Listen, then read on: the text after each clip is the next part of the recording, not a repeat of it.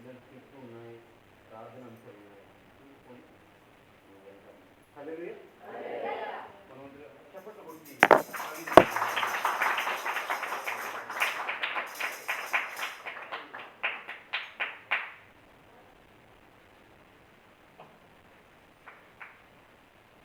ముందుగా మీకు అందరికీ నూతన సంవత్సర శుభాకాంక్షలు తెలుపుతున్నాను.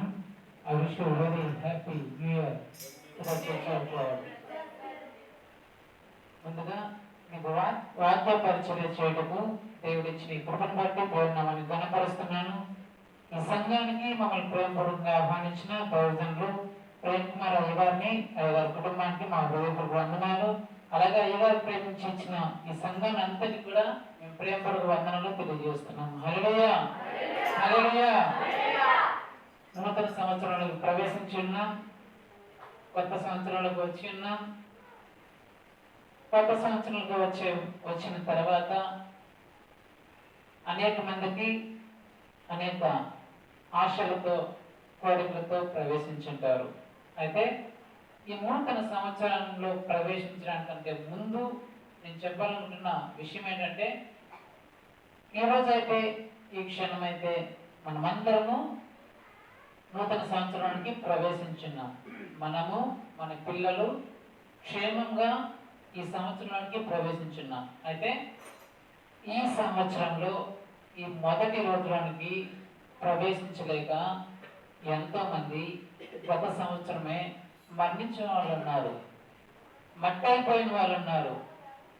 ఆ మరణించిన వాళ్ళలో, మట్టయిపోయిన వాళ్ళలో ఐశ్వర్యవంతులు ఉన్నారు, కోటాను కోట్ల డబ్బులు కలిగిన వాళ్ళు ఉన్నారు, జ్ఞానము కలిగిన వాళ్ళు ఉన్నారు, బంగారు ఆస్తి ఐశ్వర్యములు కలిగిన వాళ్ళు ఉన్నారు, మంచి పేరు ప్రఖ్యాత కలిగిన ప్రముఖులు ఉన్నారు. అయితే వారందరూ ప్రవేశించారా ఈ నూతన సంవత్సరంలోకి? మనం నుంచి తప్పించుకోగలిగారా? తప్పించుకోలేకపోయారు. అయితే నువ్వు నేను వాళ్ళతో పోల్చుకుంటే మనం ఎంత? ఆలోచించండి. ఆ మరణాన్ని రుచి చూసిన, మట్టి పాలైపోయిన ఆ వ్యక్తులతో పోల్చుకుంటే మనం ఎంత? వాళ్ళ జీవితాలతో, వాళ్ళ స్థాయితో పోల్చుకుంటే మనం ఎంత? మనం అసలు ఎన్నిక కూడా లేని వాళ్ళం. అయినా సరే వాళ్ళు చూడని దాన్ని మనం చూస్తున్నాం. కారణం ఏంటి? మన బలమా? మన డబ్బులా? మన ఆస్త? మన అందమా? మన చదువా? మన తెలివా? మరి ఇంకేదైనా? ఇవేవి అస్సలు కాదు. ఒకటే ఒకటి. ఏంటి? దేవుని కృప.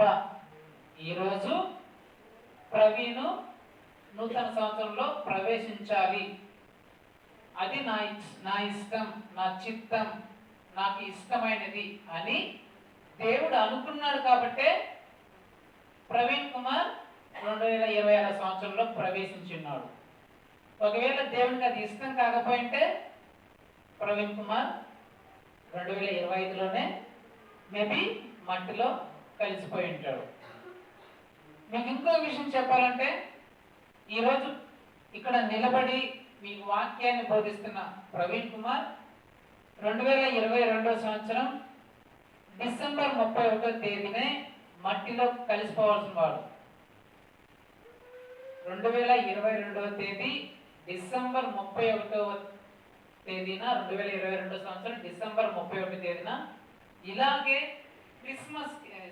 న్యూ ఇయర్ ప్రార్థనకి చర్చికి వెళ్తుంటే భయంకరమైన యాక్సిడెంట్ నాకు జరిగింది.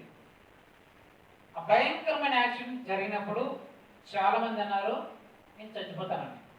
అసలు నమ్మకం లేదు ఎవరికి లేదు. తల పగిలిపోయింది, చెవులు ముక్కులు అంతా రక్తం. మీరు ఇప్పుడు ఈరోజు చూస్తున్న ఈ ప్రవీణ్ కుమార్ 2022 సంవత్సరంలోనే మట్టిలో కలిసిపోవాల్సిన వ్యక్తి. అయినా సరే ఈరోజు సజీవంగా మీ ఎదుట దేవుని మాటలను పంచుకుంటున్నాడంటే ఈ ప్రవీణ్ కుమార్ గొప్పతనం ఏమీ లేదు. ఇతను చదువు కానీ, ఇతను నేర్చుకున్నది కానీ, ఇతని ఉద్యోగం కానీ, ఇతనికి ఉన్నవి కానీ ఇవేవి ప్రవీణ్ కుమార్ని కాపాడలా. ఒకటే ఒకటి, దేవుని కృప. హల్లెలూయా. యేసయ్య మాత్రమే ఆ రోజు కాపాడాడు కాబట్టే నేను ఈరోజు మీ ఎదుట నిలబడుతున్నాను. ఒకవేళ టైం ఉంటే లాస్ట్లో ఆ సందర్భాన్ని కూడా మీకు చెప్తాను. నేను ఎందుకు చెప్పాలనుకుంటున్నానంటే, ఈ సంవత్సరంలో ప్రవేశించలేక ఎంతో మంది మరణించున్నారు.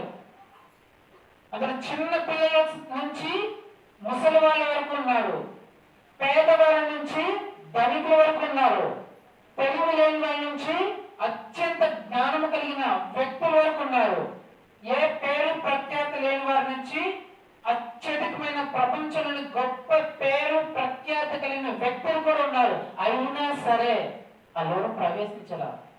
అయితే నువ్వు ప్రవేశించావు, నువ్వు నూతన సంవత్సరంలోకి అడిగి పెట్టావు. దాని కారణం ఇంకా నీ మీద కృప చూపిస్తున్నాడు. అయితే ఈ నూతన సంవత్సరంలోకి ప్రవేశించే ముందు క్రైస్తవులు కావచ్చు, ఇతరులు కావచ్చు, ఎవరైనా కావచ్చు, వారు ఎలాగ ప్రవేశిస్తారో తెలుసా? కొన్ని ఆశలతో, కొన్ని కోరికలతో ప్రవేశిస్తారు. ఈ సంవత్సరంలో ఏదో కొన్ని అనుకుని ఉంటారు. సపోజ్ 2025 సంవత్సరంలో కొన్ని ఆశలు, కొన్ని కోరికలతో ప్రవేశించుంటారు. నా జీవితంలో ఇలా జరగాల, మా కుటుంబంలో ఇలా జరగాల, నా ఉద్యోగ విషయంలో ఇలా జరగాల, నా చదువు విషయంలో ఇలా జరగాల, నా పిల్లల వివాహ విషయంలో ఇలా జరగాల, నా వ్యాపారం విషయంలో ఇలా జరగాల అని కొన్ని ఆశలతో, కోరికలతో ప్రవేశించుంటారు 2025 సంవత్సరంలో. ఏవైతే ఆశలతో, కోరికలతో ప్రవేశించారో వాటిలో కొన్ని నెరవేరుంటాయి. కొందరికి కొన్ని నెరవేరండవు, కొందరికి అసలు ఏమీ నెరవేరిండవు. వాళ్ళు అప్పుడు ఏమనుకుంటారు? 2026 సంవత్సరం నూతన సంవత్సరంలో ప్రవేశించే ముందు ఆశ కలుగుతారు. అరే 2020 సంవత్సరం నేను అనుకున్నది జరగలేదు, కనీసం దేవుడా 2026 సంవత్సరంలో అయినా సరే నేను అనుకున్నది నెరవేరాలా, నేను అనుకున్నది జరగాల అనే ఉద్దేశంతోనే ప్రవేశిస్తారు ఎవరైనా నూతన సంవత్సరంలోకి. అంతేగాని కేక్ వస్తుంది తినేద్దాము, డాన్స్ చేద్దాము ఆ రోజు, ఈ ఉద్దేశంతో ఎవరు ప్రవేశించరు. వారికున్న ఒకే ఒక ఉద్దేశం, రాబోయే కొత్త సంవత్సరం నా జీవితంలో ఏమన్నా మార్పు తెస్తుందేమో, నేను పోయిన గత సంవత్సరంలో చూడని మార్పు రాబోయే సంవత్సరంలో, ఇక నేను ప్రవేశించబోయే సంవత్సరంలో నాకేమైనా మార్పు తెస్తుందేమో, మార్పు ఉంటుందేమో అనే ఉద్దేశం కలిగి, అనే ఆశ కలిగి, కోరిక కలిగి ప్రతి ఒక్కరూ నూతన సంవత్సరంలోకి అడుగు పెడతారు. ఎవరైనా కావచ్చు, పిల్లల నుంచి వృద్ధుల వరకు ఎవరైనా కావచ్చు. అయితే ఈరోజు ఆ సందర్భం నుంచి నేను మీ అందరితో నా ద్వారా దేవుడు మీకు ఏం బోధించాలనుకుంటున్నాడు అంటే, ఇలా రకరకాల ఆశలు ఉంటాయి కదా, రకరకాల కోరికలు ఉంటాయి కదా, అవి నూతన సంవత్సరంలో నెరవేరాలి అంటే, నువ్వు అనుకున్న కోరిక ఏదైనా కావచ్చు, నువ్వు అనుకున్న ఆశ ఏదైనా కావచ్చు, అవి నూతన సంవత్సరంలో, కొత్త సంవత్సరంలో నెరవేరాలంటే అనే అంశంలో నుంచి నువ్వు నూతన సంవత్సరానికి ఎలా ప్రవేశించాలి, నూతన సంవత్సరంలో ఎలా ఉండాలి, నూతన సంవత్సరంలో ఎలా నడుచుకోవాలి అనే విషయాలు ప్రతి ఒక్కరూ తెలుసుకోవాలి. ఈరోజు నా ద్వారా దేవుడు మీ అందరితో మాట్లాడబోతున్న అంశం ఒకటే ఒకటి, నూతన సంవత్సరంలో ఎలా ప్రవేశించాలి, నూతన సంవత్సరంలో ఎలా ఉండాలి, నూతన సంవత్సరంలో ఎలా నడుచుకోవాలి. ప్రవేశిస్తే కలిగే లాభాలేంటి, ఉంటే లాభాలేంటి, నడుచుకుంటే లాభాలేంటి, మూడు అంశాలు. నూతన సంవత్సరంలో ఎలా ప్రవేశించాలి, నూతన సంవత్సరంలో ఎలా ఉండాలి, నూతన సంవత్సరంలో ఎలా నడుచుకోవాలి అని దేవుడు ఈ మూడు అంశముల గురించే మాట్లాడతారు. నాకు దైవజనులు ఇచ్చిన ఆ టైంలో నేను కూడా ముగించడానికి ప్రయత్నం చేస్తాను. అందరం మీ చేతిలో ఉన్న బైబిల్ తీసుకొని హబక్కూకు రాసిన గ్రంథం 3వ అధ్యాయం 2వ వచనం చదువుతాం. బైబిల్ ఉన్నారు, బైబిల్ తెరిచి హబక్కూకు రాసిన గ్రంథం 3వ అధ్యాయం 2వ వచనం.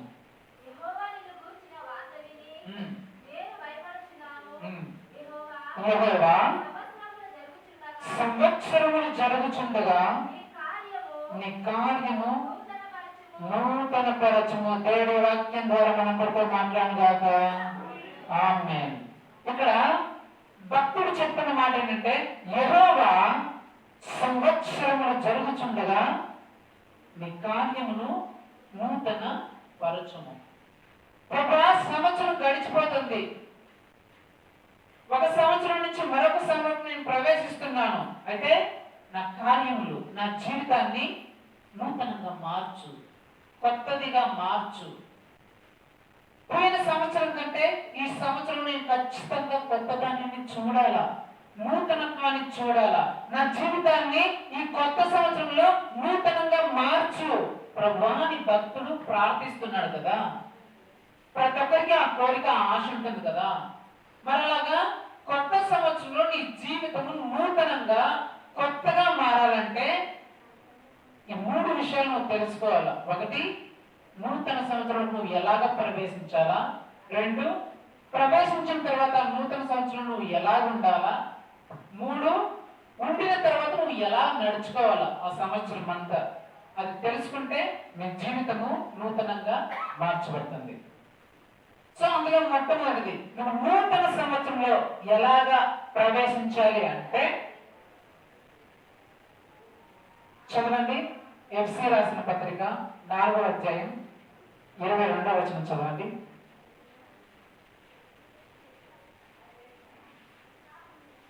అక్కడే 3 విషయాలు ఉంటాయి, నేను చెప్పేస్తాను ముందు నుంచే. అపోస్తలుడైన పౌలు ఎఫెసీయులకు రాసిన పత్రిక 4వ అధ్యాయం 22వ వచనం. కావున మునుపటి ప్రవర్తన విషయములోనైతే మోసకరమైన దురాశ వలన చెడిపోవు మీ ప్రాచీన స్వభావమును చాలు. నువ్వు నూతన సంవత్సరానికి ఎలాగ ప్రవేశించాలంటే అక్కడ రాయబడిన మాట, మీ ప్రాచీన స్వభావమును వదులుకొని. మీరు నూతన సంవత్సరంలో, కొత్త సంవత్సరానికి ఎలా ప్రవేశించాలంటే మీ పాత అలవాట్లను విడిచిపెట్టి ప్రవేశించాలి. గత సంవత్సరంలో, గత జీవితంలో మీకు పాత అలవాట్లు ఏమున్నాయో, ఆ పాత ప్రాచీన స్వభావం ఏముందో అది వదిలేసి నువ్వు నూతన సంవత్సరానికి ప్రవేశించాల. ఆ పాతవేంటి? 3 ఉంటాయి. ఆ పాతవేంటి? అసలు మనం వదిలేసిన ఆ ప్రాచీన స్వభావం, ఆ పాత స్వభావం ఏంటి అంటే అందులో 3 ఉంటాయి. మొట్టమొదటిది ఆదికాండం 12వ అధ్యాయం 1వ వచనం. అందరికీ తెలిసిన, బాగా తెలిసిన వచనం. ఆదికాండం 12వ అధ్యాయం 1వ వచనం. నీవు లేచి నీ దేశం నుండి, నీ బంధువుల యొద్ద నుండి, నీ తండ్రి ఇంటి నుండి చాలు. మొట్టమొదటిగా నువ్వు నూతన సంవత్సరానికి ప్రవేశించాలంటే నువ్వు విడిచిపెట్టాల్సిన, వదిలేయాల్సిన నీ ప్రాచీన స్వభావం ఏంటంటే, అబ్రహాంతో దేవుడు చెప్తున్నాడు, అబ్రహాం నువ్వు లేచి నీ తండ్రి ఇంటిని, నీ తల్లి ఇంటిని, నీ ఊరిని విడిచిపెట్టి నేను చూపించు దేశమునకు వెళ్ళము.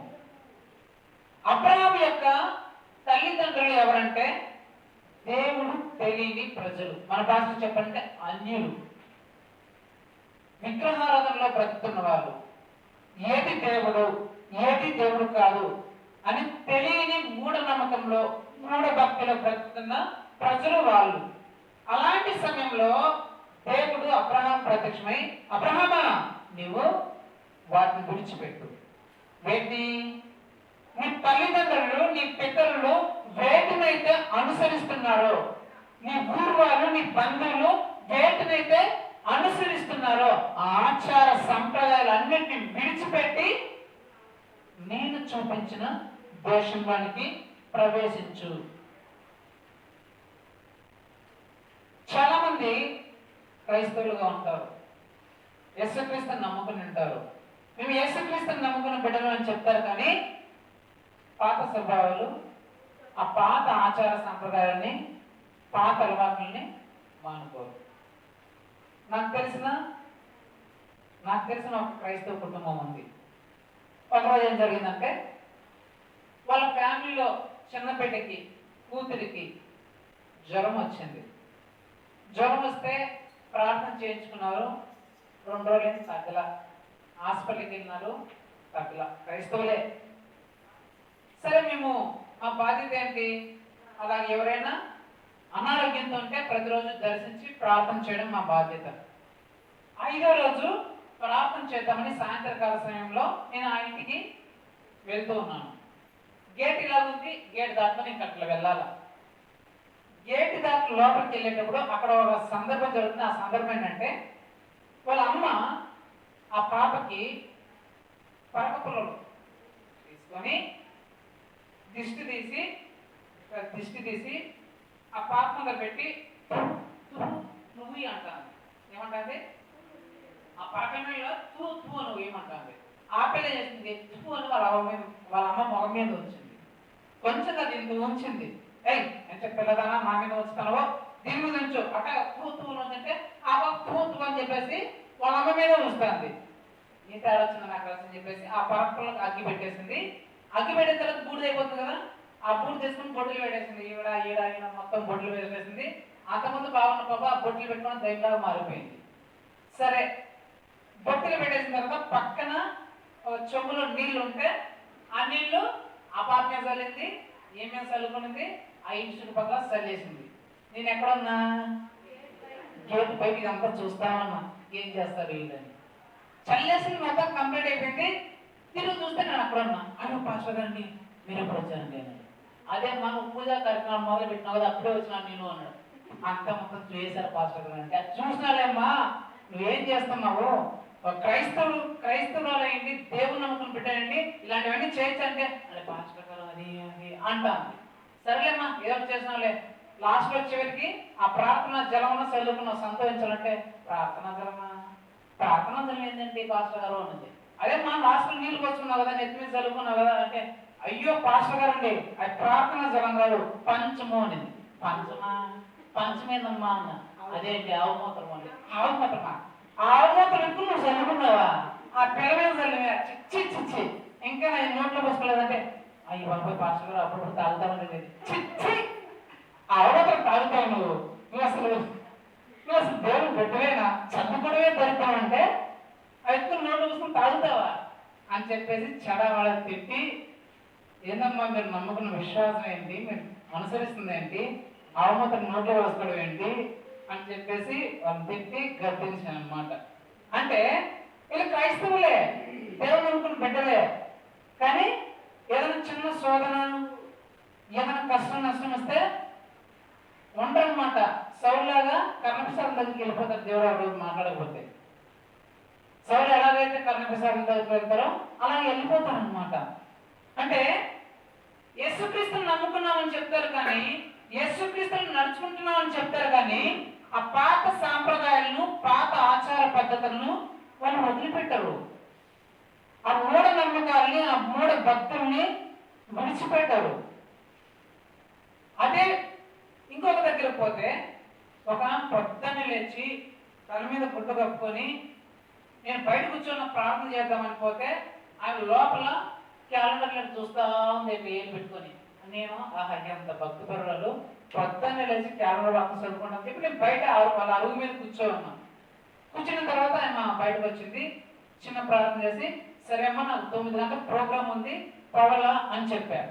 ఆ సమయం అయ్యో పాస్టర్ గారు పొద్దున్న మీ ప్రార్థన ఎక్కడికి అని. అయ్యో ఏమైందమ్మా అంటే, అయ్యో పాస్టర్ గారు 9 గంటలకి ఏం మాట్లాడుతున్నారు, 9 గంటల నుంచి 10 గంటలకు రావుకాలం యమగండము, అప్పుడు పోతే అంతే మఠాస్ అయిపోతారు అని చెప్పింది. అమ్మో 9 గంటలకి రావుకాలము యమగండమా? అమ్మా రాను ఎప్పుడు నాకు మాత్రమే అపాయింట్మెంట్ ఇచ్చాడా లేకపోతే అందరికి ఇచ్చారమ్మా అని అర్థం కలలేదు పాస్టర్ గారు అంటే. అంటే రావుకాలము యమగండం నాకు ఒక్కడికి మాత్రమేనా, నేను ఒక్కడ పోతేనే నాశనం అయిపోతా లేకపోతే అందరికీ వర్తిస్తుందామంటే అందరికీ వర్తిస్తుంది పాస్టర్ గారు అనింది. మరి అందరికీ వస్తే బస్ డ్రైవర్ ఏం చేయాలమ్మా? బస్సు తోలుకుంటే ఆర్టీసీ డ్రైవర్ అంతా నిలిపోయారు కదా, ఫ్లైట్లో పిల్లలంతా నిలిపోయారు కదా, ట్రైన్ అంతా ఆగిపోవాలి కదా, స్కూల్ పిల్లలంతా ఆగిపోవాలి కదా, నేను మాత్రం బతికితే సారా వాళ్ళని చచ్చిపోయినా మొత్తం వాళ్ళందరూ పట్టుకోపోని చెప్పాను. అంటే అది రావడం అంటే ఎమ్మగం అంటే వాళ్ళ పోతే నేను చచ్చిపోతానంట. అంటే ఇక్కడ ఉంటాయన్నమాట, వాళ్ళు క్రైస్తవులే కానీ ఆ పాత ఆచార సాంప్రదాయాల్ని, ఆ మూఢ భక్తుల్ని, ఆ మూఢ నమ్మకాలని విడిచిపెట్టరు. దేవుడు చెప్తున్న మాట ఏంటంటే ఫస్ట్ గా నువ్వు వదలాల్సింది ఏంటంటే నీ ప్రాచీన, నీ పాత ఆచార సాంప్రదాయాలు ఏవైతే ఉన్నాయో అవన్నీ విడిచిపెట్టే నువ్వు ఎక్కడ ప్రవేశిస్తావు? దేవుడు చూపించే ఆ దేశంలోనికి ప్రవేశిస్తావు. దేవుడు చూపించిన ఆ ప్రదేశం పేరేంటి? కనానా. దాని ముందు ఒకటి ఉంటుంది ప్రణామం. ఏంటది? దాని ముందు ఒక విశేషణం ఉంటుంది, ఒక విశేషమైన పదం వాడి కనాను అంటారు. ఏంటది? చప్పట్లు కొట్టండి సోదరుల కోసం. ఏంటది? పాలు తేనెలు ప్రవహించే కనాను దేశంలో నువ్వు ప్రవేశిస్తావు. నువ్వు ఎప్పుడైతే నీ పాత ఆచార సాంప్రదాయాలను విడిచిపెట్టి దేవుళ్ళు నడుచుకుంటావో నువ్వు పాలు తేనెలు ప్రవేశించే కనాను దేశంలోనికి ప్రవేశిస్తావు. పాలు తేనెలు ప్రవేశించే కనాను దేశం అంటే సర్వ సమృద్ధి గల ప్రాంతం. అక్కడ దేనికి లోటు ఉండదు, దేనికి కొదువు ఉండదు. పాలు అంటే నీకు బలం ఇవ్వడానికి, ఎదగడానికి సూచన. తేనంటే అది ఎప్పుడూ చెడిపోదు, ఎప్పుడు కొత్తదిగా ఉంటుంది. అంటే నీ పాత ఆచార సాంప్రదాయాల్ని, నీ పాత మూఢనమ్మకాల భక్తులు విడిచిపెడితే నువ్వు ప్రవేశించే జీవితం ఎలా ఉంటుందో తెలుసా? ఎదిగే జీవితంలో నువ్వు ప్రవేశిస్తావు. అంటే ఉన్నత స్థాయికి వెళ్ళే జీవితంలో నువ్వు ప్రవేశిస్తావు. ఆ జీవితం ఎప్పుడు నీకు స్థిరంగా నిలిచి ఉంటుంది. అద్భుతమైన జీవితంలో, బలమైన జీవితంలో, అత్యున్నత స్థాయి కలిగిన జీవితంలో నువ్వు ప్రవేశిస్తావు. నీ పాత ఆచార సాంప్రదాయాలను వదిలేస్తే మొట్టమొదటిగా నీ పాత ఆచార సాంప్రదాయాన్ని విడిచిపెట్టాలి. రెండోది, నువ్వు విడిచిపెట్టాల్సిన ప్రాచీన సవరణలో రెండోది ఏం విడిచిపెట్టాలంటే నీ పాత అలవాట్లు విడిచిపెట్టాలా. ఏంటి? నీ పాత అలవాట్లు. నీ పాత అలవాట్లు ఏమైనా ఉండొచ్చు. నీకు కోపం ఉండొచ్చు, నీకు అసూయ, ద్వేషం, పగ, ప్రతీకారం తీర్చుకునే స్వభావం ఉండొచ్చు. కొందరికి పట్టణాలు ఎదిగితే ఇది మండిపోతుంది అనమాట. వాడి పైకి వచ్చి ఈ ఇల్లు కాలిపోతుంది. ఎందుకు? మంటతో. ఒక వ్యక్తి బాగా అయ్యడానికి వీటికంటే ఈ ఇల్లు కాలిపోతుంది. ఎందుకు? ఈడేకి పెట్టుకునేస్తాడు అనమాట. అని చూసి అరే అంటే ఎదిగిపోతానండి ఎట్లా ఈ పీడకి పెట్టుకుంటాడు. కొందరు ఏం చేస్తారంటే ఈ అసూయ, ద్వేషం, పగ, ప్రతీకారం అనే స్వభావాన్ని కలిగి ఉంటారు. కొందరైతే ఇంకెలా ఉంటారు తెలుసా? భయంకరమైన మోసమును, ద్వేషమును, కుట్రను, కుతంత్రాలను కలిగి ఉంటారు. నువ్వు రెండోదిగా విడిచిపెట్టాల్సిన స్వభావం అంటే నీ పాత అలవాట్లు విడిచిపెట్టాలా, నీ పాత ఆవేశాలను విడిచిపెట్టాలా. ఒకప్పుడు నీకు కోపం ఉండేదేమో, ఒకప్పుడు నీకు అసహ్యం, ఇతరులను చూస్తే అసహ్యం, నీకంటే తక్కువ వాళ్ళని చూస్తే అసహించుకునే గుణం ఉండేదేమో, ఇతరులు కీడు చేసే తత్వం ఉండేదేమో, ఇతరుల మీద లేనిపోని పుచ్చులు చెప్పే స్వభావం ఉండేదేమో. అలాంటి ఏమైనా ఉంటే ఆ ఆవేశాలని, పాత ఆవేశాలన్నింటినీ విడిచిపెట్టాల. నీ పాత సాంప్రదాయాల్ని, ఆచార పద్ధతులను విడిచిపెడితే నువ్వు సర్వ సమృద్ధి గల ఆ స్థాయిలోనికి, జీవితంలోనికి ప్రవేశిస్తావు. మొట్టమొదటిగా అది లాభం. రెండోదిగా నీ పాత ఆవేశాలను విడిచిపెడితే నీకేం కలుగుతుంది తెలుసా? కీర్తి, ప్రతిష్టతలు వస్తాయి. నువ్వు సర్వ సమృద్ధి గల ఆ జీవితంలోనికి ప్రవేశించిన తర్వాత నీకు కీర్తి, ప్రతిష్టతలు రావాలంటే నువ్వు చేయాల్సింది ఏంటో తెలుసా? నీ పాత ఆవేశాలను విడిచిపెట్టేయాలా, వదిలిపెట్టేయాలా. వాటికి బదులుగా ప్రేమ, సంతోషం, సమాధానం, దీర్ఘశాంతం, విశ్వాసం, సహాయం, ఆశ, నిగ్రహం అనే ఆత్మ ఫలములను ధరించుకోవాలా. అవి దేనికి కారణమవుతాయంటే నీకు ఘనతని, కీర్తిని, గొప్ప పేరును తీసుకురావడానికి కారణమవుతాయి. నీ పాత ఆవేశాలని విడిచిపెడితే. మూడవదిగా నువ్వు విడిచిపెట్టాల్సిన ప్రాచీన స్వభావం స్వభావం ఏంటంటే నీ పాత పాపిష్టి అలవాట్లు విడిచిపెట్టాలా. ఏంటి? నీ పాత పాపిష్టి అలవాట్లు. ఒకవేళ త్రాగుబోతనం ఉందేమో, ఒకవేళ నీకు బీడి సిగరెట్ వక్కాకు వేసుకునే అలవాటు ఉందేమో, నీకు సినిమాలు చూసే అలవాటు ఉందేమో, నీకు సీరియల్ చూసే అలవాటు ఉందేమో,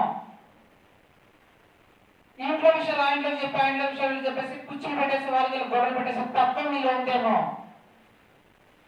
వ్యభిచార క్రియలు కర్మ క్రియలు ఉన్నాయేమో, శరీర అపవిత్రమైన వాటిని చూస్తున్నాయేమో, అపవిత్రమైన చాటింగ్లు చేస్తున్నాయేమో, అపవిత్రమైన ఫోన్లు మాట్లాడుతున్నాయేమో, బూతులు వస్తున్నాయేమో, దూషిస్తున్నాయేమో, తీరుతున్నాయేమో, నిందిస్తున్నాయేమో, పాపిష్టి కార్యములు బ్రతుకుతుంటే చర్చలో కూర్చొని నీలాగే ఉండాలని యేసయ్యా, నీలాగే బ్రతకాలని, నీలాగే ఉండాలని యేసయ్యా, నీలాగే బ్రతకాలని అని చర్చలో కూర్చొని ప్రభా నేను నీలాగే ఉంటానయ్యా, నీలాగే బ్రతుకుతానయ్యా, నీలాగే పరిశుద్ధంగా బ్రతుకుతానయ్యా అని బాధపడేసి బయట పోయిన తర్వాత ఒక అందమైన అమ్మాయో ఒక అందమైన అబ్బాయో కనిపిస్తే, లేకపోతే ఒక డబ్బున్న అబ్బాయి కనిపిస్తే సాయంత్రం వచ్చేసి యేసయ్యా నీ చిత్తం ఎలాగైనా ప్రభా అమ్మాయి నాకు సెట్ చేసి ప్రభా, ఎలాగైనా అబ్బాయి నాకు సెట్ చేసే ప్రభా, నాకు బొట్టే నచ్చింది ప్రభా, నువ్వు అనుకుంటే చేస్తావు ప్రభా. ఏంటి? ఎప్పటిలో యాదవ్ కూడా అంతగా ప్రార్థన చేసినాడు, కన్నీటి ప్రార్థన. ఈ పుట్టినప్పుడు కూడా చేసినాడు, పుట్టినప్పటి నుంచి అందరూ చేసినాడు కన్నీటి ప్రార్థన. అట్లా చేస్తాడు. ఏమేమో చేసే ప్రార్థనేమో ప్రభా నీలాగే పరిశుద్ధంగా ఉంటాను ప్రభా అని ప్రార్థన చేస్తాడు. బయటకు పోతే మాత్రము ఇక చూసుకో, అంత చిన్నది వచ్చిన కూడా టెంప్టేషనే, శోధనే, తట్టుకోలేరు మళ్ళీ అనమాట. ఆ పాపిష్టి కార్యానికి, ఆ త్రాగుబోతనానికి, ఆ కామ క్రియలకి, ఆ వ్యభిచార క్రియలకి, ఆ సినిమాలకి, ఆ పోకిరి చేష్టలకి, అలర్చిన వ్యవహారాలకి తట్టుకోలేరు అనమాట. కానీ చర్చిలోకి వచ్చి మాత్రం వాళ్ళకి మించిన భక్తి పరులు అసలు ఇంకా ఎక్కడైనా ఉంటారా? అసలు భక్తి పరుడు అంటే యేసు ప్రభు తర్వాత ఎవరంటే ఈయనే, యేసు ప్రభు తర్వాత ఎవరంటే ఈయనే అన్నట్టుగా ఉంటారు అనమాట. బయటకు పోతే అంతా డల్ల. అంటే నువ్వు మూడోదిగా విడిచిపెట్టాల్సిన ప్రాచీన స్వభావం అంటే నువ్వు పాపిష్టి జీవితాన్ని విడిచిపెట్టేయాలా. యోసేపు దగ్గరికి ఒక అమ్మాయి వచ్చిందండి, యజమాని భార్య. రామను పాపం చేద్దాం అని వచ్చింది. ఏం చేస్తాడు యోసేపు? హల్లెలూయా, ఎంత గొప్ప ఛాన్స్ వచ్చింది, ఎవరు లేదు నేను పాపం చేయొచ్చు, ఎవరు చూడరు, అమ్మాయి వచ్చింది అని పాపం చేసినాడా? బాబోయ్, నా దేవునికి విరోధముగా నేను ఎలా పాపం చేసేది? అమ్మో, నేను దేవునికి భయపడుతున్నానని చెప్పేసి ఆ పాపాన్ని విడిచిపెట్టి పారిపోయాడంట. పరిశుద్ధత అంటే ఏంటి చెప్పండి? పరిశుద్ధత అంటే పాపము పాపము పాపం చేయకపోవడము పరిశుద్ధత. పాపం చేయకపోవడం కాదు పరిశుద్ధత అంటే. పరిశుద్ధత అంటే ఏంటంటే పాపం చేసే అవకాశం వచ్చినా సరే చేయకపోవడం పరిశుద్ధత. అర్థమైందా? నువ్వు ఎడారిలో వినావు, నీళ్ళే దిక్కులేదాడా, వారం రోజులు ఎడారిలో ఉండిపోయినావు, నీళ్ళే దొరకల. వారం రోజుల తర్వాత నువ్వు మళ్ళీ ఊరికి ఎవరో హెలికాప్టర్లో తీసుకొని పడేసినారు. నువ్వు చర్చిలోకి వచ్చి వారం రోజులండి నేను మందే ముట్టుకోలేదండి, అసలు మందు జోలికే పోలేదండి, నేను ఎంత పరిశుద్ధంగా బ్రతికానండి. అది పరిశుద్ధత? నీకు ఎడారిలో నీళ్ళే దొరుకులేరు ఆయన. నేను ఇసుకు తప్ప ఎడారిలో నీళ్ళే లేవు, నీకు మంది దొరుకుతుంది. అది వారి పరిశుద్ధత అంటే. నువ్వు మద్యపానం తాగే, మందు తాగి వాళ్ళందరూ చుట్టూ ఉన్నావు, లేకపోతే మందు పడలు నీ ముందర ఉన్నాయి, తాగు తాగు తాగు అని అందరూ బలవంతం చేస్తున్నారు. అలాంటి టైంలో కూడా నేను దేవునికి భయపడుచున్నాను అంటే పాపం చేసే అవకాశం ఉన్నా సరే, పాపం చేసే అవకాశం వచ్చినా సరే దాన్ని చేయకుండా మన దేవునికి భయపడి ఆ పాపిష్టి కార్యాన్ని విడిచిపెడితే దాన్ని అంటారు పరిశుద్ధత. నోరు దినం చూస్తే నోరు తప్ప మిగిలిన వాళ్ళందరూ భయంకరమైన పాపం చేస్తున్నారంట. ఎంత పాపం చేస్తున్నాడు తెలుసా? యేసు ప్రభే నొచ్చుకున్నాడంట, బాధపడిపోయినాడంట. ఎంత పాపం చేసినా సహించేది ఎవరు? యేసు ప్రభు కంటే ఎవరు ఎక్కువ సహించారు కదా. కానీ యేసు ప్రభే ఆ పాపమును చూసి నొచ్చుకుంటేసినాడు. వీళ్ళని ఎందుకు నేను చేసినాను, బాధపడిపోయేంత పాపం చేస్తున్నారంట. కానీ అక్కడ రాయబడిన మాట, అలాంటి పాపిష్టుల మధ్యలో నోరు నీతిమంతుడుగా ఉన్నాడు. హల్లెలూయా. తన చుట్టూ ఎంత పాపిష్టి పనులు జరుగుతున్నా సరే, ఎంత పాపంలో ఉంటున్నా సరే, అతను పాపం జోలికి పోలా.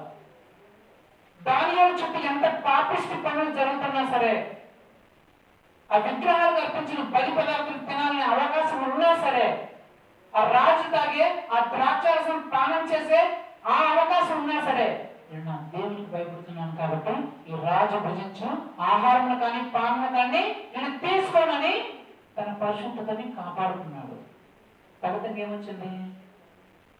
యోసేపేమో ప్రపంచానికి అన్నబాధ అయిపోయినాడు. దానియేలేమో ముగ్గురు రాజులు చచ్చిపోతే ఈయన మాత్రం ప్రధానమంత్రి ముగ్గురు రాజుల దగ్గర. హల్లెలూయా. అంటే నీ పాపిష్టి కార్యాలను విడిచిపెడితే అందరికంటే అత్యున్నత స్థాయిలో నువ్వే ఉంటావు, అందరి మీద అధికారిగా నువ్వే ఉంటావు. నీ ప్రాచీన ఆచారం విడిచిపెడితే సర్వ సమృద్ధి గల జీవితంలోనికి ప్రవేశిస్తావు. నీ పాత అలవాటును ఆవేశాలను విడిచిపెడితే ఆ సమృద్ధి గల జీవితంలో నీకు మంచి పేరు ప్రఖ్యాతి కలుగుతుంది. కలిగిన తర్వాత నీ పాపిష్టి అలవాట్లన్నింటిని విడిచిపెడితే అందరికంటే గొప్ప స్థాయిలో ఉంటావు. నీకంటే మంచి స్థాయిలో ఎవరో ఉండరు. ఎలా ప్రవేశించాలా? నూతన సంవత్సరంలోకి ఎలా ప్రవేశించాలా? ప్రాచీన స్వభావాన్ని విడిచిపెట్టి ప్రవేశించాలి. ఆ ప్రాచీన స్వభావాలు ఏంటి? పాత ఆచార సంప్రదాయాలు, పాత ఆవేశాలు, పాత అలవాట్లు. ఈ ఆచార సంప్రదాయాల్ని, ఆవేశాల్ని, అలవాట్ని విడిచిపెట్టి నువ్వు ప్రవేశిస్తే ఉన్నత స్థాయి జీవితానికి ప్రవేశిస్తావు. పేరు ప్రఖ్యాతను సంపాదించుకుంటావు. అందరికంటే అత్యుత్తమైన స్థాయిలో నువ్వు బ్రతుకుతావు. ప్రవేశించా. నెక్స్ట్ కొత్త సంవత్సరం ప్రవేశించడం లేదా? అందరికీ హ్యాపీ న్యూ ఇయర్. ప్రవేశించాం కదా, ప్రవేశించాం, అయిపోయిందా? ఎలా ఉండాలా? కొత్త సంవత్సరంలో మనం ప్రవేశించిన తర్వాత కొత్త సంవత్సరంలో ఎలాగ ఉండాలా? నువ్వు సర్వ సమృద్ధి కదా ఆ జీవితంలోనికి ప్రవేశించావు, పేరు ప్రఖ్యాతను సంపాదించుకున్నావు, అందరికంటే అత్యున్నతమైన స్థాయిలో నువ్వు నిలబడ్డావు. ఇప్పుడు ఎలా ఉండాలా ఆ నూతన సంవత్సరంలో? ఎలా ఉండాలంటే చదవండి ఆదికాండం 38వ అధ్యాయం. నూతన సంవత్సరానికి ప్రవేశించిన తర్వాత నువ్వు ఎలా ఉండాలంటే ఆదికాండం 38వ అధ్యాయం 26వ వచనం.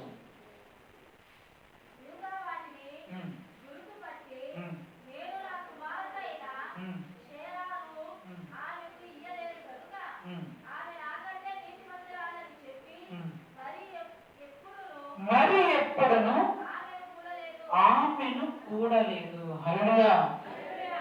ఇక్కడ జరిగిన సందర్భం మీరు తర్వాత టైం అంటే చదువుకోండి. ఇది జరిగిన సందర్భం ఎవరి మధ్య జరిగిందంటే యూదా తన కోడలైన తామారు మధ్య జరిగిన సందర్భం ఇది. ఇక్కడ జరిగిన సందర్భం అంతా చెప్పాడు. కానీ యూదా ఒక భయంకరమైన పాపాన్ని చేస్తాడు. యూదా భయంకరమైన పాపాన్ని చేస్తే ఆ యూదా చేసిన పాపిష్టి పనిని తన కోడలైన తామారు అతనికి తెలియజేస్తుంది. ఎవరికి? తన మామకి, యూదాకి. తన కోడలైన తామారు ఆ యూదా ఏదైతే తప్పును చేశాడో, ఏదైతే పాపిష్టి పనిని చేశాడో, ఆ పాపిష్టి పనిని, ఆ తప్పును ఆ తామారు యూదాకు తెలియజేస్తుంది. ఎప్పుడైతే ఈ యూదా తను చేసిన ఆ తప్పును, తను చేసిన ఆ పాపాన్ని తెలుసుకుంటాడో, తెలుసుకున్న తర్వాత అతను అక్కడ వాడిన పని ఏంటంటే మరి ఎన్నడూ అలాంటి దాన్ని చేయలేదంట. చెప్పండి, మరి ఎన్నడూ అలాంటి దాన్ని చేయలేదంట. ఒక పాపిష్టి పని చేశాడు యూదా, ఒక పాపాన్ని చేశాడు, ఒక తప్పుని చేశాడు. అది తెలిసి చేశాడో తెలియక చేశాడో పక్కన పెడితే తప్పు అయితే జరిగిపోయింది, పాపిష్టి పని అయితే జరిగిపోయింది. అయితే తను చేసిన తప్పు, తను చేసిన పాపిష్టి పని అతనికి తెలియబడింది. తెలియబడిన తర్వాత మరలా అలాంటి పాపాన్ని మరలా ఎప్పుడు చేయలేదంట. అలాగా అంటే నేను ఏం చెప్పాలనుకుంటున్నా అంటే, నువ్వు నూతన సంవత్సరంలో ఎలాగ ఉండాలి అంటే, నువ్వు ఏవైతే ఆచార సంప్రదాయాన్ని విడిచిపెట్టి వచ్చావో, ఏవైతే పాత ఆవేశాలను విడిచిపెట్టి వచ్చావో, ఏవైతే పాత పాపిష్టి అలవాటును విడిచిపెట్టి వచ్చావో వాటి జోలికి మరలా వెళ్ళకూడదు. యూదా వెళ్ళలేదంట, మరలా అలాంటి పాపిష్టి కార్యం జోలికి మరలా వెళ్ళలేదంట. నువ్వు నూతన సంవత్సరంలో ప్రవేశించిన తర్వాత నువ్వు ఎలా ఉండాలంటే, నువ్వు వేటినైతే విడిచిపెట్టి వచ్చావో వాటి జోలికి మరలా వెళ్ళకూడదు. నువ్వు స్థిరంగా ఉండాలా. కొంతమంది అంటారు సీజనల్ భక్తులు, ఏంటారు వాళ్ళ పేరు? సీజనల్ క్రిస్టియన్స్ అంటారు. వాళ్ళు ఏమంటారు? Seasonal Christians. క్రిస్మస్ వచ్చిందనుకంటే యేసు నా కోసం పుట్టాను అంటాడు. సంక్రాంతి వచ్చిందంటే ఇంక అంతే, ఆడు గంటలు వేస్తారు, పొట్టలు కడతారు. ఇంకా వినాయక చవితి వస్తే ఇంక అంతే, ట్రాక్టర్ ముందు డ్యాన్సులు, ఈయలు. మళ్ళీ గుడ్ ఫ్రైడే వస్తే మాత్రము నా కోసమే కాచితివే రక్తమే రక్తమే అంటాడు. ఈస్టర్ వస్తే యేసు రాజుగా వచ్చున్నాడు, సమాధినంతా బద్దలు చేశాడు. మళ్ళీ ఇంకా దసరా వస్తే ఇంకా అంతే. అంటే ఏంటి? సీజనల్ భక్తులు అన్నమాట వీళ్ళు. ఏ పండగ వస్తే అక్కడ మారిపోతారు అన్నమాట, స్థిరంగా ఉండరు వీళ్ళు. నా దేశం ఒక ఎవడొస్తున్నాడు, కరెక్ట్గా గ్యాప్ లేకుండా 3 నెలలు బాగా తాగుతాడు మందు. 3 నెలలు తాగడు. తాగని కాలంలో తనలాంటి భక్తుడు గౌరవం ఉండరనుకుంటాం మనం. ఎట్లా తెలిసినా పక్కన తాగినోడు వచ్చినాడు అనుకో, చిచ్చి వీడు తాగుతాడు, అసలు ఎట్లా తాగాలనిపిస్తుంది మందు, చిచ్చి అంటాడు. ఆడు తాగితే మాత్రం వీధిలోనే వాడు అంటాడు, కింద పడి పొలతా అంటాడు. తాగితే వీధిలో వీడు పొలతా అంటాడు, పత్తి ఉన్నట్టు పడతా అంటాడు. వీధిలో పండుగ పొలుతా అంటాడు. 3 నెలలు, ఆ 3 నెలలు పొందుతా అయిపోతే మళ్ళీ 3 నెలలు తప్పిపోయిన మళ్ళీ వస్తాడు ప్రశస్తమైన రోజుని. అస్సలు ఎంత భక్తిగా ఉంటాడంటే, అసలు యేసు ప్రభువుని ఇంత భక్తి చేస్తున్నాడా అనిపించలా ఉంటాడు. యేసు ప్రభుకి రోడ్ మోడల్ అన్నట్టుగా ఉంటాడు భక్తిలో. కానీ మళ్ళీ 3 నెలలు అంటే మళ్ళీ ఎత్తుగా మళ్ళీ ఈ చేతిలో బాటలు వస్తే అంతే, రోజుకి 4-5 బాటలు లేపోయారు. అంటే వీళ్ళందరూ ఎవరు? స్థిరంగా ఉండరు. వీళ్ళు విడిచిపెట్టి వచ్చిన దాన్ని మరలా ఆశిస్తారు. ఫస్ట్ జనవరిలో కొత్త సంవత్సరం, కొత్త నెల కాబట్టి ఈ నెల చూసుకో, ఈ రోజు నేను తీర్మానం తీసుకున్న ప్రభా ఇంకా మందు జోలికి పోను ప్రభా, ఆ పాపిస్ట్ కార్యం జోలికి ప్రభా అని జనవరిలో తీర్మానం తీసుకుంటాడు. ఫిబ్రవరిలో జరిగితే ప్రభా చూద్దాం ప్రభా, జూన్కి వచ్చే ప్రభా లాగుతుంది ప్రభా అంటాడు. ఆగస్ట్ వచ్చేందుకే ఫుల్ బాగా వేస్తాడు. మళ్ళీ నవంబర్కి వచ్చాడు, తప్పు అయిపోయింది ప్రభా, ఇంకెప్పుడు చేయను, ఈసారి చూసి ప్రభా అంటాడు. మరి డిసెంబర్కి వచ్చాం కదా, క్రిస్మస్ కదా, వాడు పరిశుద్ధంగా పవిత్రంగా ఉంటాడు. మళ్ళీ జనవరి వచ్చాక మళ్ళీ అదే. అంటే వీళ్ళంతా ఎవరు? సీజనల్ భక్తులు అనమాట. అంటే ఆ పాపిస్ట్ కార్యాలను విడిచిపెట్టి నడిస్తారు అంతే. నువ్వు నూతన సంవత్సరం ఎలా ఉండాలంటే మరలా వాటి జోలికి వెళ్ళకూడదు. దావీదు బత్షెబతో పాపం చేశాడండి. నాతాను ప్రభుత్వం వచ్చి చెప్పాడు, నువ్వు ఇలా పాపం చేశావని చెప్తే దేవుడు ఏడ్చాడంట. ఏడ్చక వాడికి మాట ఏంటి తెలుసా? దేవా, స్థిరమైన మనస్సును నా అంతరంగంలో నూతనముగా పుట్టించు. దావీదు గురించి అక్కడ దేవుడు మహాదేవుడు రాయిస్తే ఏం రాయిస్తారు కదా, ఆ తర్వాత దావీదు అలాంటి పాపిష్టి పని చేయలేదంట. యూదా గురించి అదే రాబడింది, దావీదు గురించి అదే రాబడింది. ఏంటి? మరలా అలాంటి పాపాన్ని చేయలేదు, మరలా అలాంటి తప్పును చేయలేదు. మరి ఫలితం ఏంటి లేదు బాగా నేను ప్రవేశించాను, నూతన సంవత్సరంలో స్థిరంగా ఉన్నాను. ప్రవేశించడానికి మూడు మూడు కారణాలు తీసుకున్నాం. పాత అలవాట్లు వదిలేస్తే ప్రశస్తమైన జీవితంలో ప్రవేశిస్తా. పాత ఆవేశం వదిలేస్తే మంచి పేరు ప్రఖ్యాతులు వస్తాయి.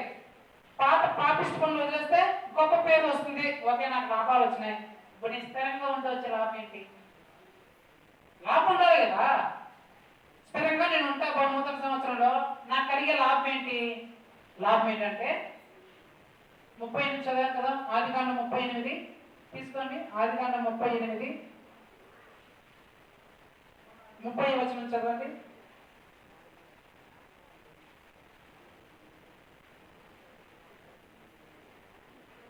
తర్వాత 29 చదవండి. ఆదికాండం 38:29.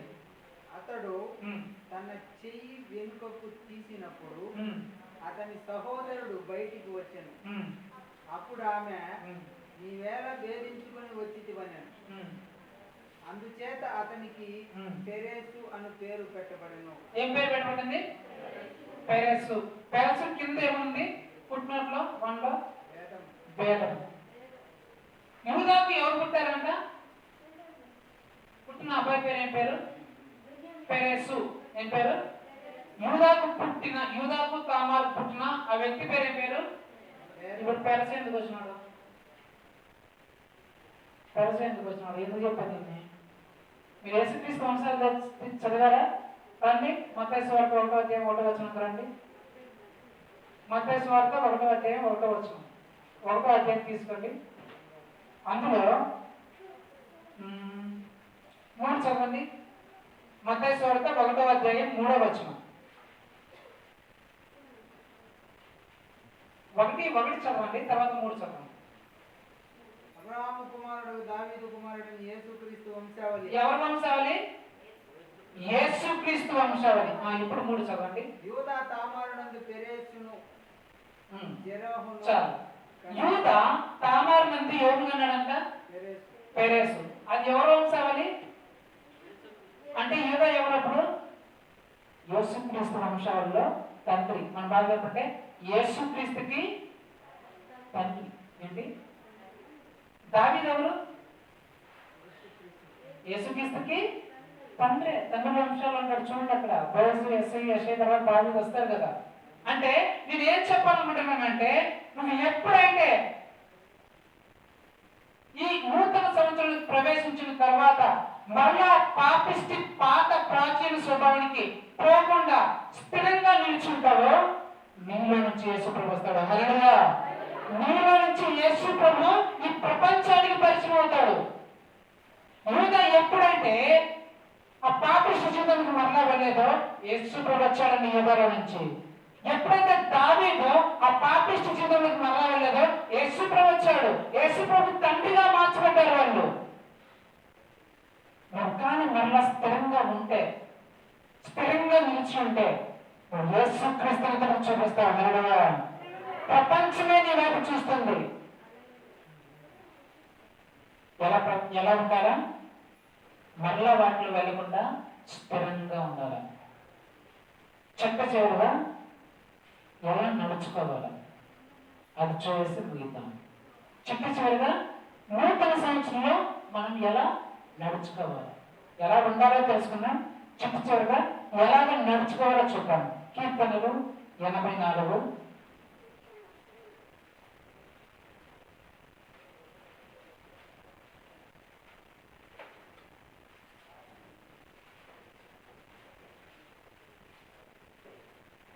7వ వచనం. వారు నానాటికి బలాభివృద్ధి నొందుచు ప్రయాణము చేయుదురు. చాలు. రాయబడిన మాట ఏంటి? వారు నానాటికి బలాభివృద్ధి నొందుచు ప్రయాణం చేయుదురు. ఎలాగ నడుచుకోవాలంటే, ఎలాగ నడవాలంట? రోజు ప్రతిరోజు బల అభివృద్ధి పొందొచ్చు నడుచుకోవాలి. ఏంటి? ప్రతిరోజు బలాభివృద్ధి పొందొచ్చు నడుచుకోవాలి. అంటే ఎలాగా? 2025 సంవత్సరంలో 42 కేజీలు ఉన్నానండి. 2026 సంవత్సరం నుంచి 48 కేజీలుగా 5 కేజీలు వెళ్ళిన. హల్లెలూయా. అదే బలాభివృద్ధి అంటే. 2025 సంవత్సరంలో నాకు పూరి గుడిసుండేదండి, ఇప్పుడు బిల్డింగ్ కట్టుకున్న అల్లెల్లో అదే బలాభివృద్ధి అంటే. 2020 సంవత్సరంలో నాకు అసలు ఏం లేదండి, 2020 సంవత్సరం నాకు జాబ్ వచ్చింది, అల్లెల్లో అదే బలాభివృద్ధి అంటే. అసలు బలాభివృద్ధి కలిగి నడుచుకోవడం అంటే ఏంటి?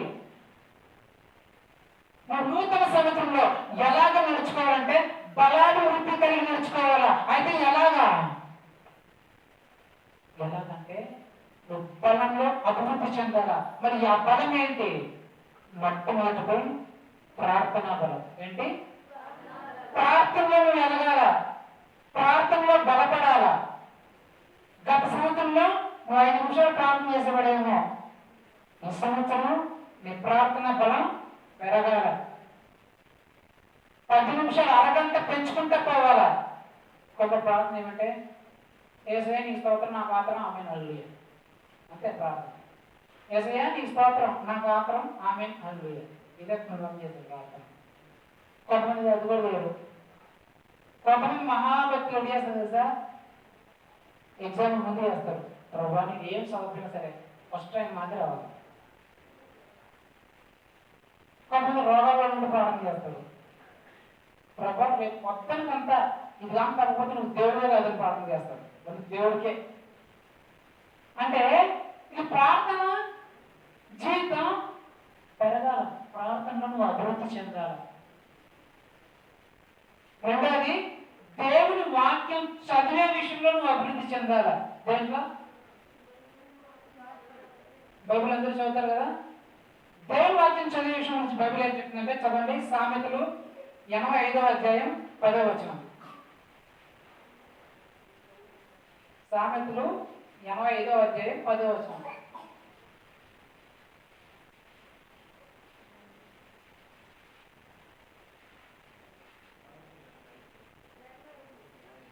హ్యాపీ న్యూ ఇయర్, అందరికీ హ్యాపీ న్యూ ఇయర్. సామెతలు 85 అధ్యాయాలు ఉన్నాయా? అది 85 అనుకున్న పట తీస్తాను సినిపోయేలాగా. అరే కీర్తనలో తప్ప మీరు దేంట్లోనే 66 అధ్యాయులు కాదు. 66 అంటే మీ యెషయా తప్ప ఇంకేది ఉండదు. 85 అనగానే ముందు ఏదో పట తీస్తాను.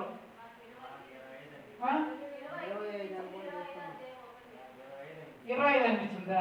స్తోత్రం, ఎంతో పాడేసుకోవాలి. సరే, మనం వాక్యం ఎలాగ చదవాలంటే ఇలా చదవకూడదు. 85 అంటే 85 పట తీసేలాగా అట్లా కాదు.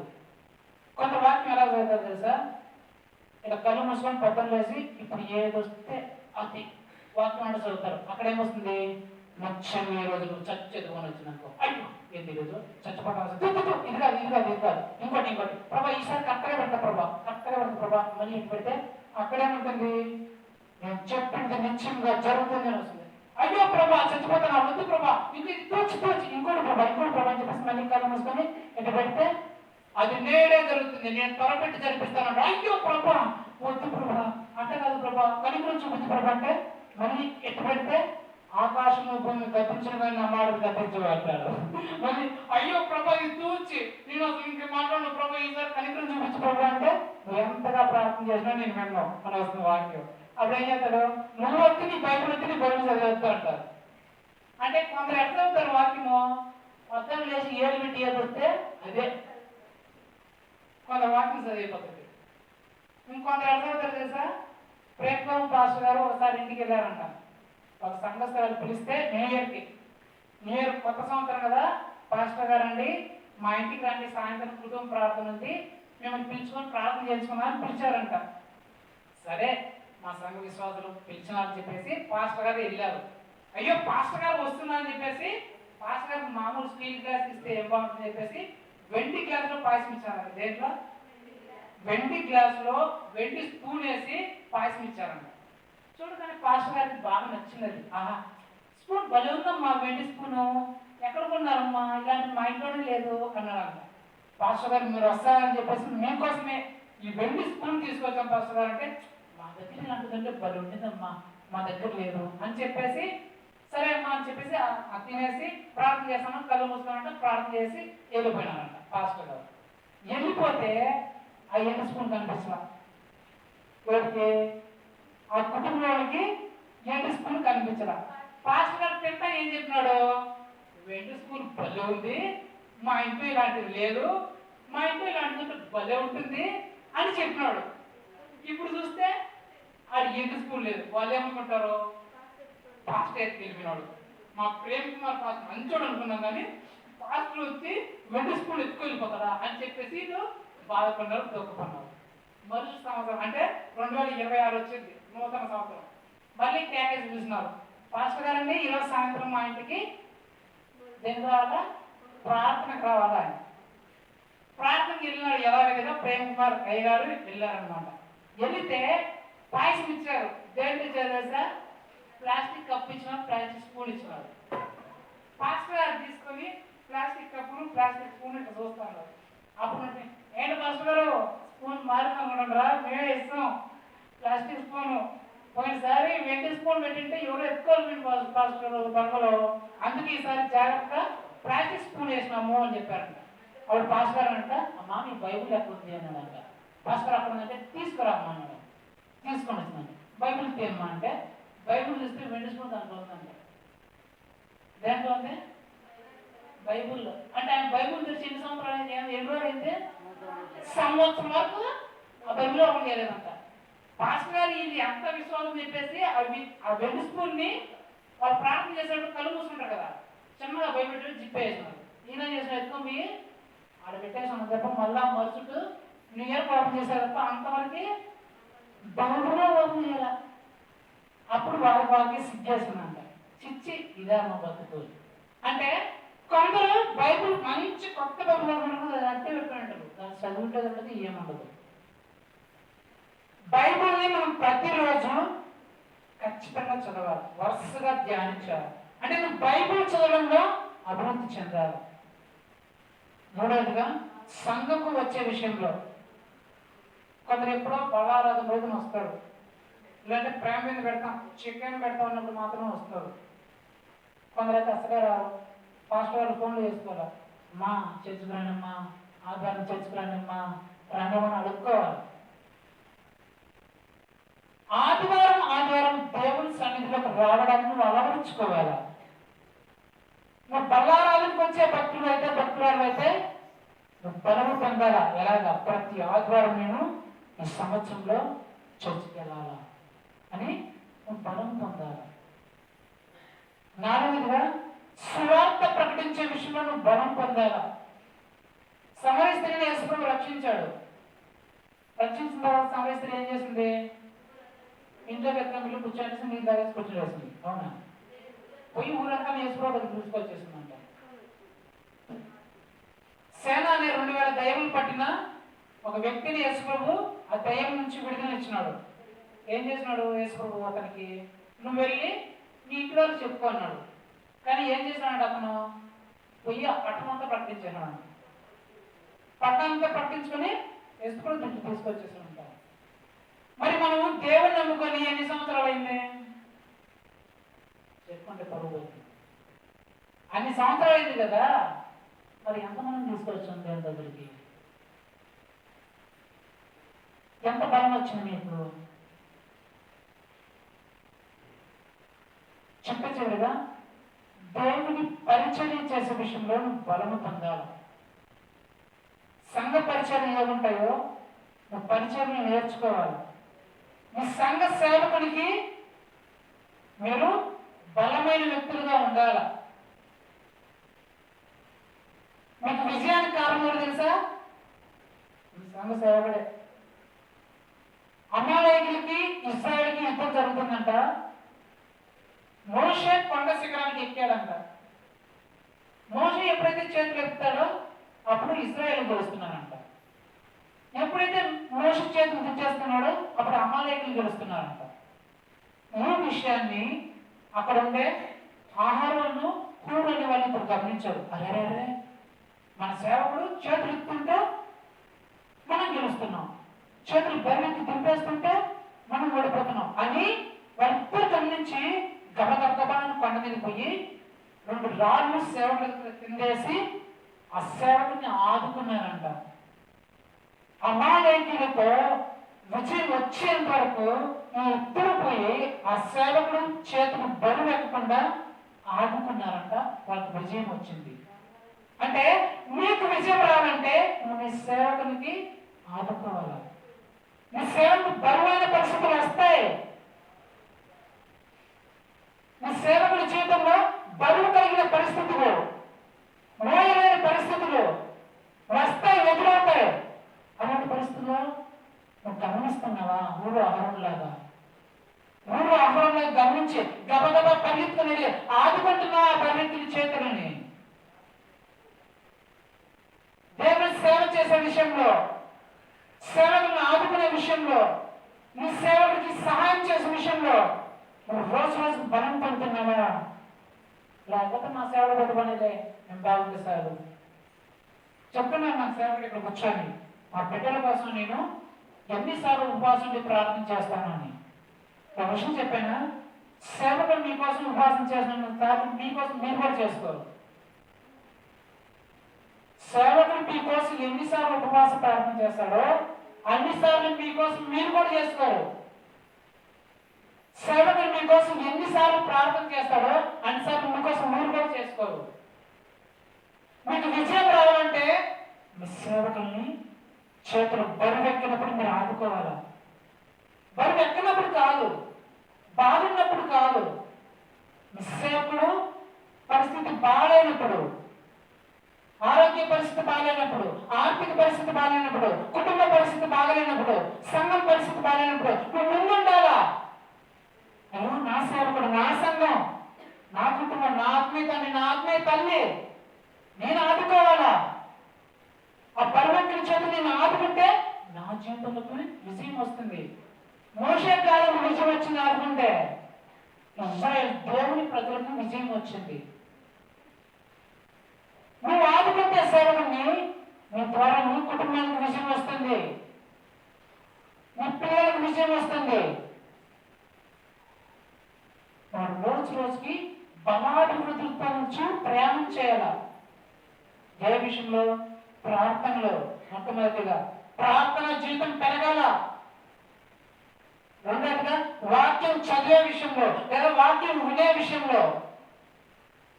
పనికిమాలిన వెబ్ సిరీస్లు, పనికిమాలిన సీరియల్లు, పనికిమాలిన నెట్ఫ్లిక్స్ లో షోస్, జబర్దస్త్ ప్రోగ్రాం వీటిలో కాదు. దేవుని వాక్యం వినే విషయంలో నువ్వు బలపడాలా. పనికిరాని రాజకీయ విషయాల్లో కాదు, పనికిరాని న్యూస్లో కాదు, పనికిరాని వాట్సాప్ రీల్స్ లో, ఇన్స్టాగ్రామ్ రీల్స్ లో కాదు నువ్వు బలపడాల్సింది. దేవుని వాక్యం వినే విషయంలో, దేవుని వాక్యం చదివే విషయంలో బలపడాలా. దేవుని సన్నిధికి వచ్చే విషయంలో బలపడాలా. దేవుని పరిచర్యకి సహకరించే విషయంలో, సేవ చేసే విషయంలో సహకరించాలా. నీ సేవకుడికి సపోర్ట్ గా నిలిచే విషయంలో నువ్వు ముందుండాలా. రోజు రోజుకు బలం నింపుతూ నడవాలా. నూతన సంవత్సరంలో నడిస్తే నీకు కలిగే లాభం ఏంటి? చదవండి నెక్స్ట్ వచ్చిన నెక్స్ట్ 84 చదివాం కదా, కీర్తన 84 చదవండి.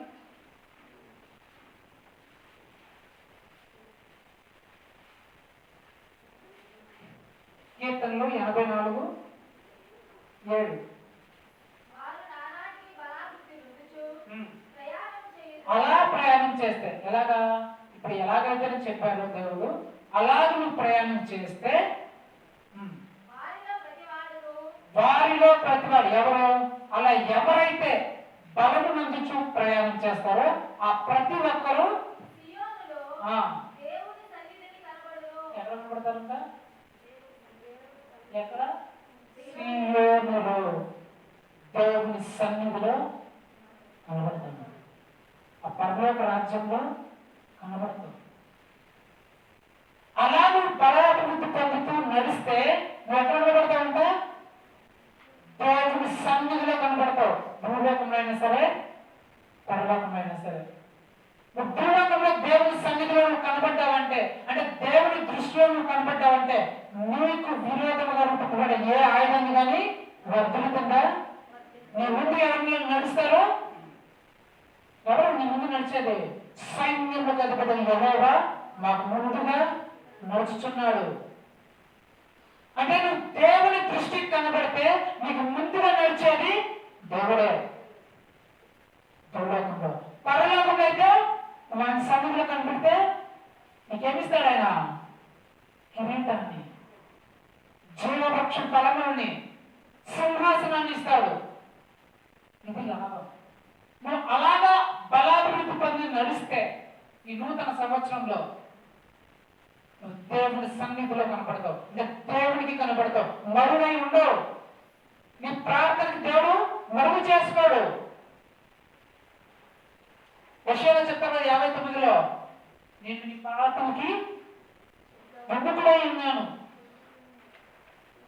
నీ ప్రార్థన వినట్లేదు కానీ నీ పాపం నాకు అర్థం వచ్చినాయని చెప్తారు కదా.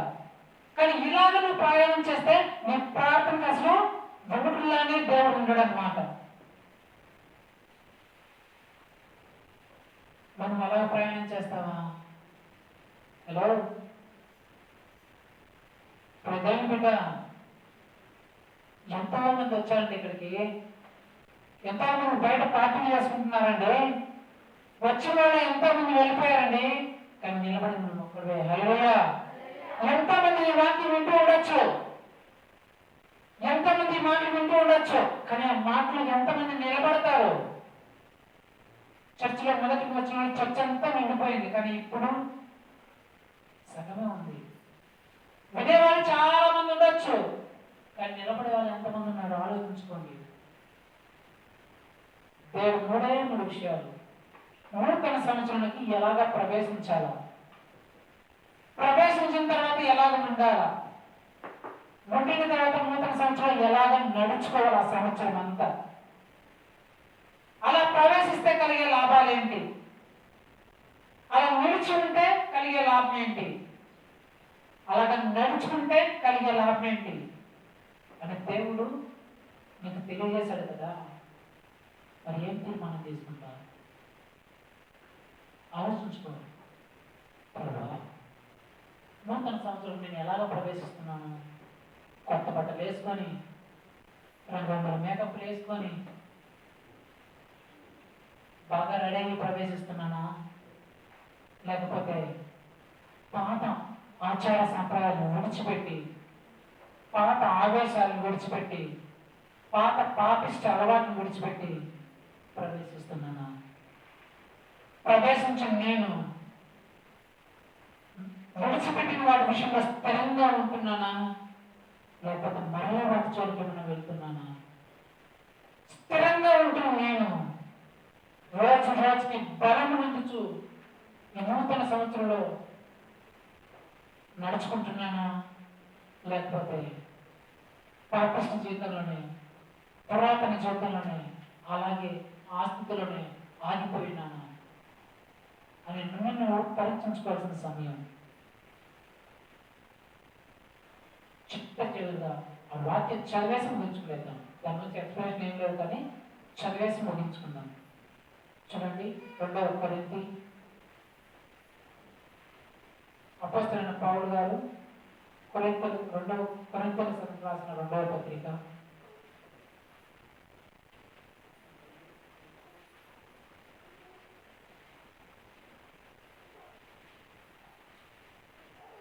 5వ అధ్యాయం 17వ వచనం.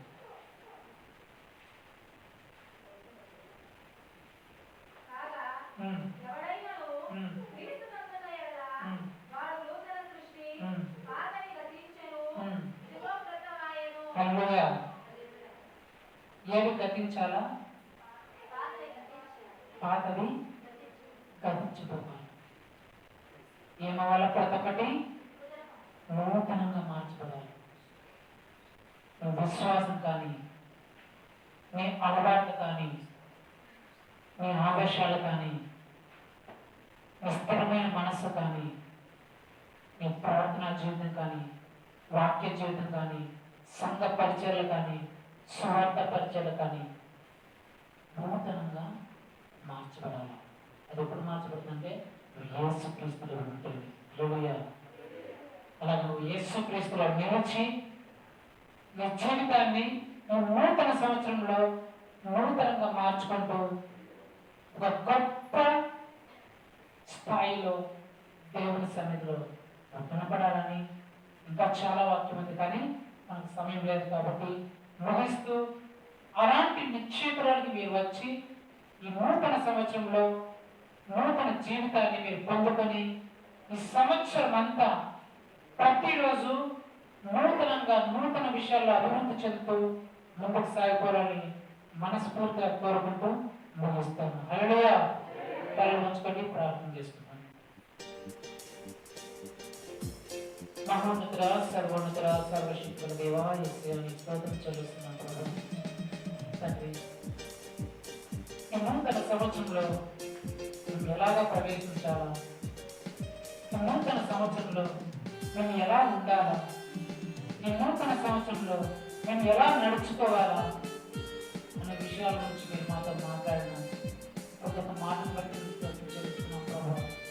అవును తండ్రి, ఎంతో మంది నూతన సంవత్సరంలో ప్రభావ మామూలుగా ప్రవేశిస్తున్నారు, మామూలుగా ఉంటున్నారు, ముందు ఎలా ఉంటున్నారో అలాగే ఉంటున్నారు, ముందు ఎలా నడుచుకుంటున్నారో అలాగే నడుచుకుంటున్నారు. మేమంటే అలా ఉండకూడదు. మా పాత ఆచార సంప్రదాయాలను విడిచిపెట్టి, మా పాత ఆవేశాలను విడిచిపెట్టి, మా పాత పాపిష్టి కార్యాలను, పాపిష్టి జీవితాలను విడిచిపెట్టి నూతన సంవత్సరాలు ప్రవేశించాలయ్యా.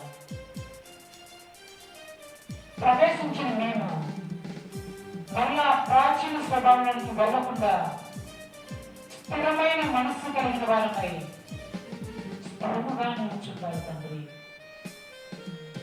స్థిరముగా నిల్చున్న మేము అక్కడే ఆగిపోకుండా ప్రతిరోజు ప్రార్థనలో, వాక్యంలో, పరిచర్యలో, దేవుని మందిరం విషయంలో, సేవ విషయంలో ప్రతిరోజు బలాభివృద్ధినందుచు సంవత్సరంలో నడుచుకోవాలా. అలాంటి కుటుంబాలు దయచేయండి. అలా మేము ప్రవేశిస్తే సర్వ సన్నద్ధుల జీవితంలోకి ప్రవేశిస్తాం, పేరు ప్రఖ్యాతులు సంపాదించుకునే జీవితంలోకి ప్రవేశిస్తాం, అందరికంటే అత్యుత్తమైన స్థాయిలో ఉండే జీవితంలోకి ప్రవేశిస్తాం. అలాంటి స్థిరమైన మనసు మాకు ఉంటే మిమ్మల్ని ప్రపంచాన్ని చూపించే బిడ్డలుగా మార్చబడతాం. అలాగే బలాభివృద్ధి నుంచి ప్రయాణం చేస్తే మీ దృష్టి మీ మీద ఎల్లప్పుడూ ఉంటుంది. సియోనులో పర్వతంలో మేము మీద ఎంత కనబడతాం కనుక ఇలాగ మీకు ప్రవేశించాలని, ఇలాగ స్థిరంగా ఉండాలని, ఇలాగ నానాటికి బలాభివృద్ధించు ఈ నూతన సంవత్సరాన్ని మేము చక్కగా ముందుకు నడిపించుకోవాలని ప్రార్థిస్తూ వాక్యం ప్రతి ఒక్క బిడ్డని మీరు జ్ఞాపకం చేసుకొని వాక్యాన్ని వారి జీవితాల్లో స్థిరపరిచి వాక్యానుసారంగా వాళ్ళు ప్రవర్తించేలాగా, కొన్ని వదిలేసే వారిలా కాకుండా కొన్ని వాక్య ప్రకారం ప్రవర్తించి మూడంతలుగా ఫలించే ప్రతి ఒక్క బిడ్డగా ఉండేలాగా ప్రతి ఒక్క బిడ్డను నియమమైన ప్రతిలాడుకుంటూ ప్రభు చూపిస్తారని నమ్ముతూ వస్తూ మా తండ్రి, మా దేవుడు, మా ప్రభువునైనా మనం నూతన సంవత్సరంలో ప్రవేశపెట్టిన రక్షకుడైన యేసుక్రీస్తు యొక్క అతి పరిశుద్ధమైన అడుగు వెలుపడుచున్నాం మా అభివృద్ధిలో. ఆమేన్.